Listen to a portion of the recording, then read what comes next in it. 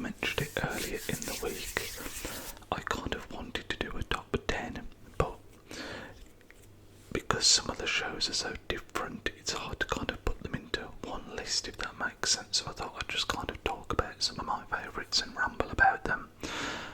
If you don't know by now, I love a ramble, so hopefully you will enjoy this.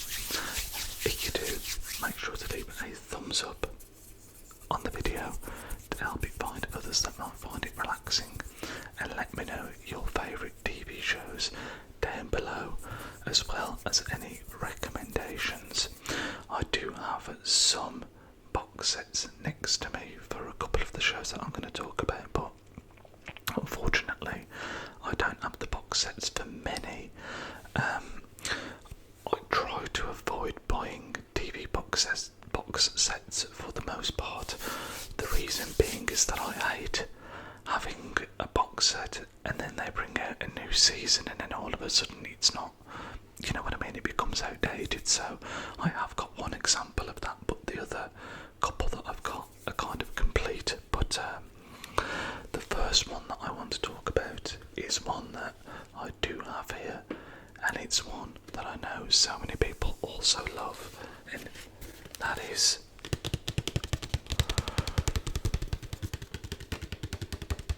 the US Office. Now, I do also love the UK Office with Ricky Gervais, but is it sacrilege to say, as an Englishman, that I actually prefer the US one? I mean, what an incredible set of characters. You have the likes of Michael Scott.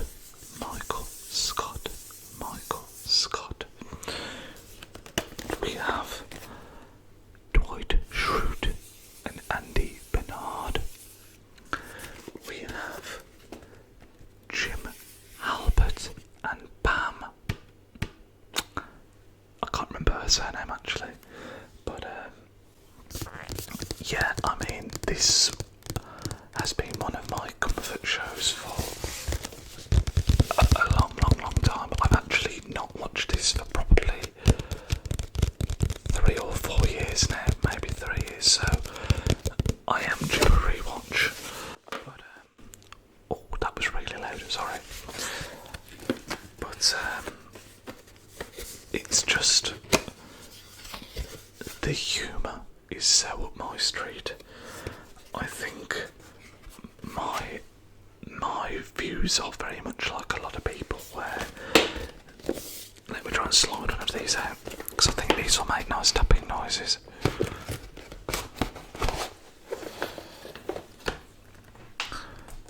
And then we'll pop this to one side.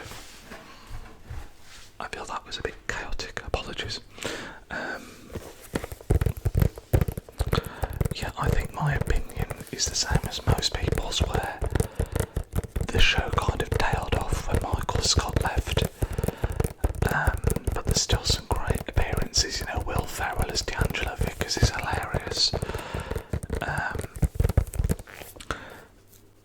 I think it's one of those where, in the past, when I've started watching it for like the first time, not for the first time, sorry, when I start again, like start from season 1, episode 1, there just seems so much to get through, and yet you just fly through it, and then it always feels really emotional when you get to the end. I know there's a streaming service called Peacock that shows the US Office, and they have kind of extended unseen episodes, which I would really quite like to watch, but I've not done yet. But yeah, I think like most people, Michael Scott would be my favourite character, followed by Dwight and Jim. I also love Daryl Philbin. There's just so many storylines, and just, it's the kind of sitcom where, I mean, this is the point of a sitcom, I guess, where you can watch a one-off episode and it will be hilarious, but then you can watch, you know, through the seasons, and there's kind of ongoing storylines, and yeah, it's just a phenomenal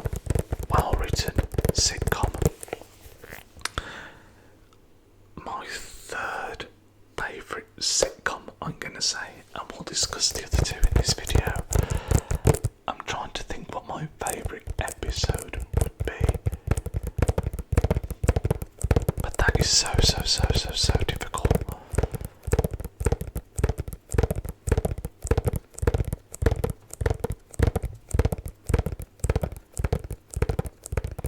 I think maybe the fire drill episode would be right up there. I also love the one where they're doing the tour of Michael's house with Jan, and he's doing like a crib style tour and he's got that little TV on the wall. So funny. Yeah, a show that I'm sure many of you will be familiar with, and just, yeah, absolutely incredible.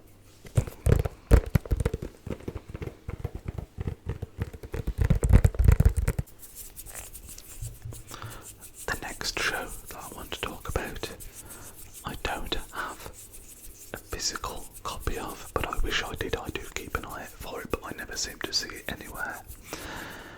And that is 1883 of the Yellowstone universe. I love Yellowstone. I'm very much a big fan, as I've mentioned on the channel before, of country music and that kind of culture, and that all kind of goes hand in hand with Yellowstone to a certain extent. I think the way it ended was a bit of a shame with everything that happened with Kevin Costner. But I do think they kind of did what they could with, the situation. The last train of the evening has just pulled in, and I'm hearing some very rowdy people getting off it, so apologies if you're hearing that. We're just coming past midnight here, so I think that's the last train of the night. And yeah, anyway, going back. Yeah, I love Yellowstone. I think it's great. I've watched both 1883 and 1923 also, but 1883 really stood out to me, and I actually think as a series it's actually much better than Yellowstone. I do like it when you get like a limited series and it's just like a one season, when you start it, that you're not committing to a long drawn out thing. It's going to normally focus on one story from start to finish, and if not 10 episodes or whatever it might be, which is what 1883 is. But I mean, the journey that the people go on in that show is just absolutely incredible. You're going to have to forgive me because a lot of these shows I've not watched for a long time, 1883 being a good example, so I'm kind of blanking on cast and characters. Obviously we have Elsa Dutton, I think it is, aka Lightning with the golden hair. The whole premise of the story is that this is before the Dutton family have settled into why am I blanking? Where do they live? Montana. Before they've settled in Montana, and she's going on this journey with her family and just a group of travellers trying to get from one part of America to another and settle, essentially. But the Elsa Dutton's character is amazing. The guy played by Sam, I forgot his name, I think it's Sam something, the old man with the handlebar moustache. He's absolutely awesome. It's emotional, it's quite a slow show, but I think as dramas go and journeys go, it's absolutely awesome. It's probably my favourite TV show of the last 5 years, I would say, which is kind of high praise, but yeah, I absolutely love the Yellowstone universe, and 1883 in particular I think is a masterpiece. 1923 I thought was a bit disappointing, to be honest with you. I couldn't get behind that quite as much, but 1883 I would highly recommend, especially if you are very much into the Yellowstone world. I'm going to try and alternate between ones that I do have the physical copy of and ones that I don't. So the next one, and the closest one to me, is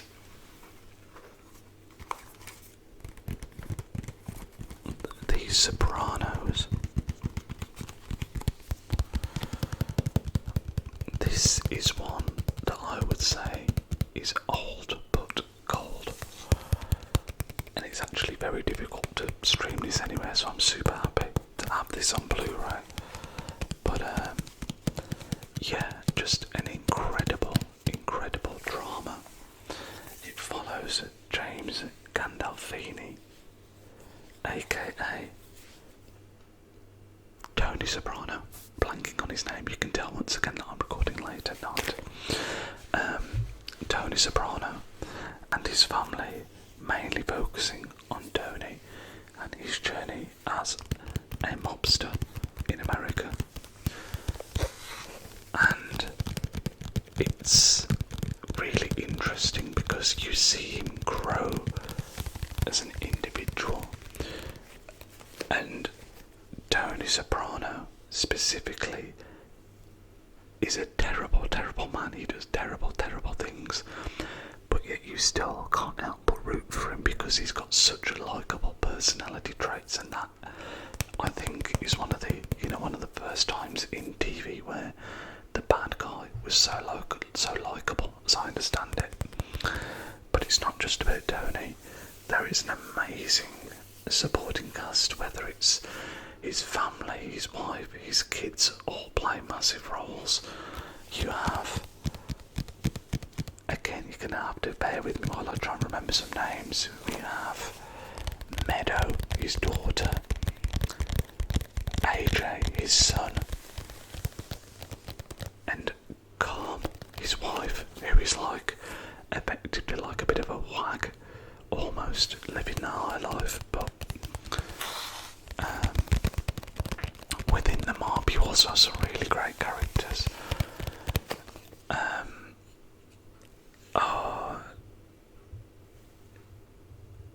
Not what's his name. This is going to be a real theme of today's video. Not Paulie.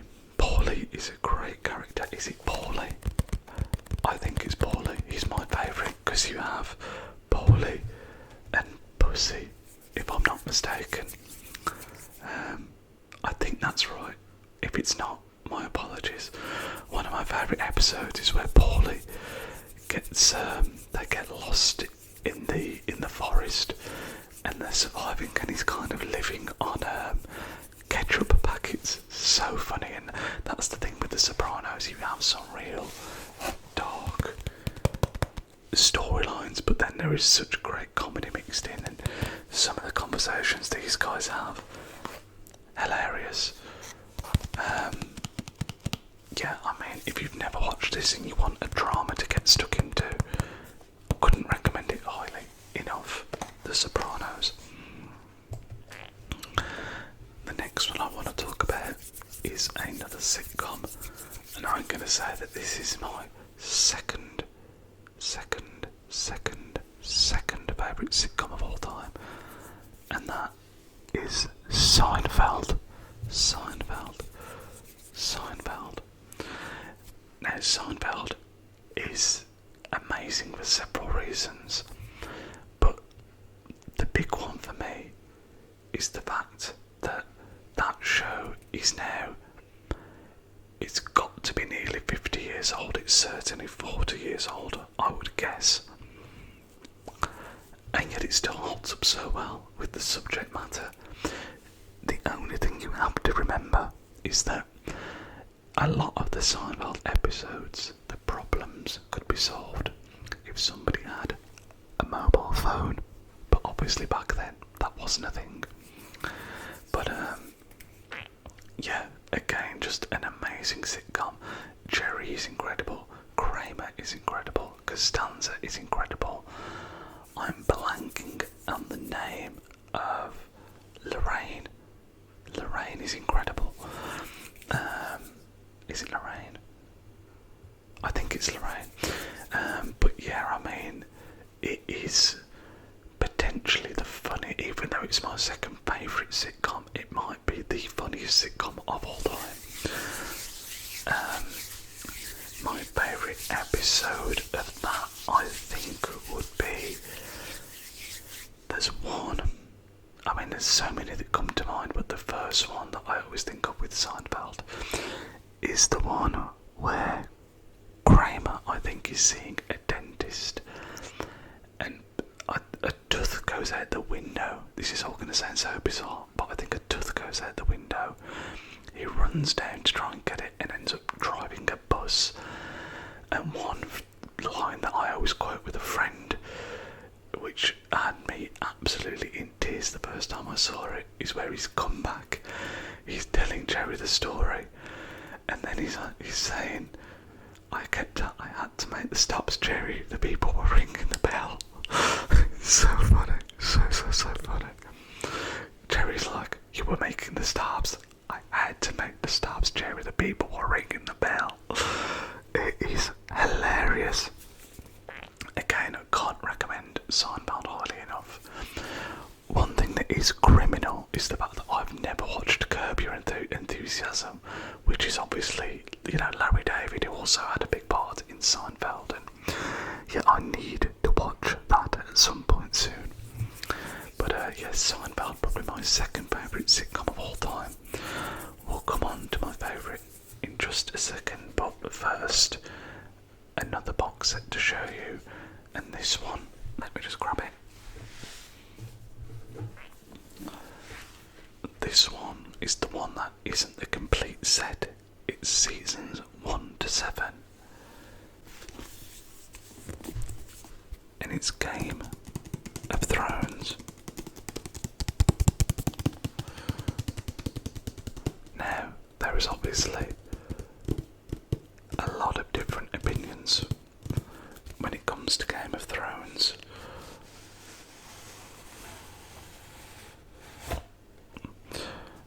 But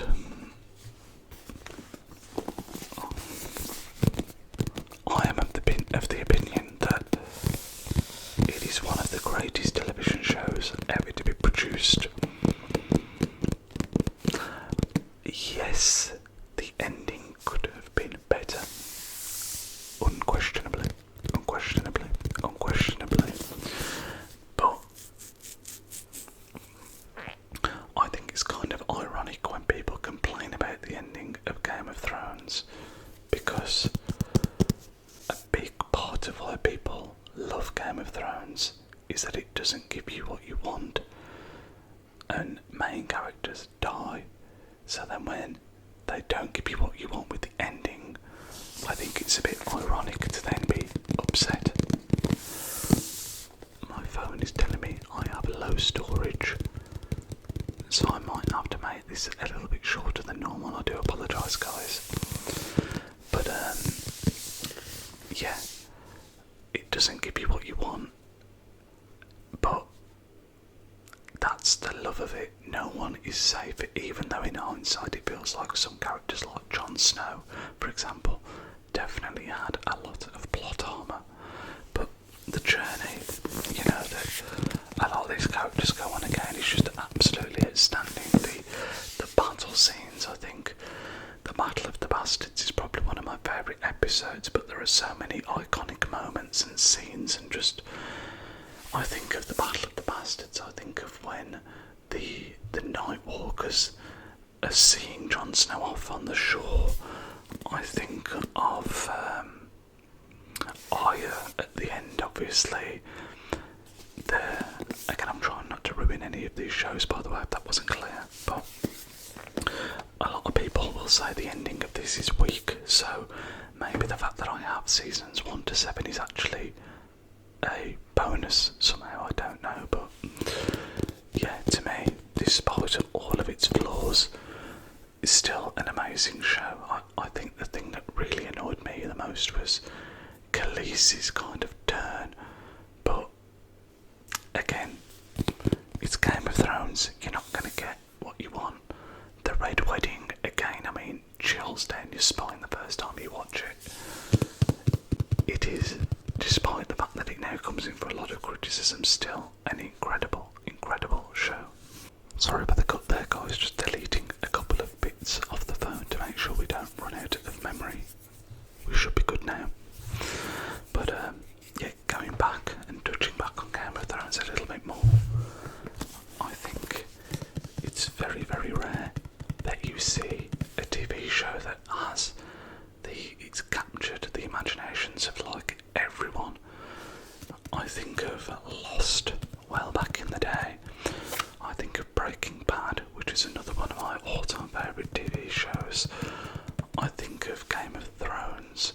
It's very, very rare that literally everybody is talking about a TV show, and when you've got that many eyes, you're never going to please everyone. But yeah, I still think, as I say, it's a great, great show. Even though the ending's not the strongest, I personally wouldn't say that's enough to stop you watching it if you've not seen it, but I know that some people would disagree with that. I think when you think of television shows, it's so often the best ones seem to kind of peter out and end on a bit of a whimper. A bit of a whimper, a bit of a whimper. And I think sometimes it's because the writers are almost damned if you do or damned if you don't. I think it's incredibly rare for you to get a TV show where the ending can kind of live up to expectations. I think The Sopranos that we spoke about does it quite well. I think Breaking Bad here also does a very, very good job. But then I think of other shows that I've loved in the past. For example, Game of Thrones that you've just mentioned. Dexter would be another one. I think Dexter is a great show that just went on that little bit too long and the ending wasn't great. It's pretty common, to be fair, that a show kind of peters out, but I still don't think that should put you off if there's like even just 2 or 3 great seasons. But Breaking Bad is one that is strong from start to finish. Many people would argue that Better Call Saul is on par as well, and that whole universe it's created some just really incredible television. You have, of course, Walter White, played by Bryan Cranston, and Jesse Pinkman, played by Aaron Paul. Isn't it weird? I didn't think I'd be able to remember that, but as I'm talking about it, it's coming back to me. And just the story of Walter White, who's a science teacher diagnosed with cancer, right? I think it's a cancer. And he goes on a journey that takes him from polite, quiet, there's a word I'm looking for here and I can't find it, unassuming science teacher, all the way to the one that knocks, as he says himself. And yeah, just an incredible, I mean, again, this is amazing from episode 1 to the final episode, and you don't get that very often, as I was talking about just now. I think this is many people's favourite show of all time, and I can see why. I don't know, I think technically it could be mine, but there are shows that I have more of a soft spot for.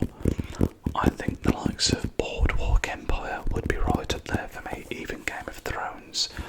I think because of all the good it gives you, would be right up there for me. 1883, I've already mentioned, would also be right up there. I actually recently watched season 1 of a show called The Pit that I also thoroughly enjoyed. Now, I'm not saying it'd be my top shows of all time, but a kind of medical drama it's something that I would never normally watch, that kind of thing, but I really enjoyed. I think I actually mentioned that in a previous video as well. Another one, if you're after something new to watch, I would recommend. But the last show, I mean, I could talk about so many, but the last show that I'm going to talk about, I think is is the show that I've watched the most of. It's very close between that and the US Office, I would say, and it's definitely, as a train goes by, a comfort show for me, and that is It's Always Sunny in Philadelphia. Where do you even start? I mean, I remember when I first watched it, not really knowing too much about what it was, and just crying with laughter in so many of the episodes. I do think we're at a point now, it's been going on for so long, I've not watched any of the last 2 seasons to be transparent, but those first 5-6 seasons in particular are just absolute TV comedy gold. My favourite episodes, I think we have the Dennis system. It is an absolute classic. I love the one where Dennis spills his cereal in the car and they go to court. I love the one where they go to the cinema, the Thundergun Express. I love Charlie Work. I love Charlie McDennis. I mean, I love so many episodes of Always Sunny. I think the humour is just right up my street. It's very unapologetic, a little bit edgy, but absolutely hilarious. I think my favourite character would probably be Charlie. But I actually saw there's a great channel. Am I about to do the same thing I did the other day where I couldn't remember a channel name?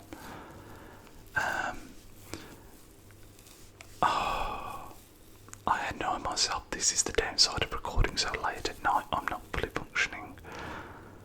Again, I'm going to kick myself, but anyway, I'll put a link to the video in the description because it's a great video, but he basically did his top 10 favourite Always Sunny episodes, and that's something that I think I would like to do in the future as well. But I think it's another show that I've not seen for at least a couple of years, and I need to rewatch it to really nail that down. It's also wild to me when you watch Always Sunny now that Frank, Danny DeVito, isn't in it straight away. It starts off with just Dennis D, Charlie Mack, the waitress, and Cricket, I think, right? And then Danny DeVito kind of comes in towards the end of season 1, if I'm not mistaken. But yeah, Always Sunny. My favourite sitcom of all time, the top 3 would be Always Sunny, Seinfeld, and the US Office. And I think in that order as well. I think in that order. You'll have to let me know if you agree or disagree with that. And let me know if you would like to see my top 10 favourite Always Sunny episodes. I guess I can show you this while I'm here as well, just before I end the video. I did pick up a couple of random Blu-rays today that I guess I could just include. We got Atomic Blonde, which I think, I remember seeing the trailer for it and thinking it looks interesting, and I picked it up from CX for £2. It has Charlize Theron in, who I know from a lot of films that I've seen in the past. I think she was a Bond girl in a while back in the day as well, right? There's a couple more I got. This Scarface, which is one of my favourite films of all time, and I don't know how I didn't own it before, to be completely honest with you. I was sure I did own it, and it was actually only when I recorded my Blu-ray collection and I was like, where the hell is Scarface? How do I not own this? So I must have been losing my mind, but an absolute classic. And then the final one was Ready Player One. I actually spoke about this in the last video because I've just finished reading the book. I have seen the film before, but having read the book, I kind of felt inspired to rewatch the film, so I think I'll rewatch that in the not too distant future. Only the 3 pickups. I try not to go too crazy with it because it can get expensive and I've only got so much room on the bookshelf as well. But yeah guys, that is going to end this video. I hope you did enjoy it and find it relaxing, and no matter where you are in the world, you have a wonderful rest of your day, whether it's morning, afternoon or evening, and I will speak to you in the next one. See you there guys.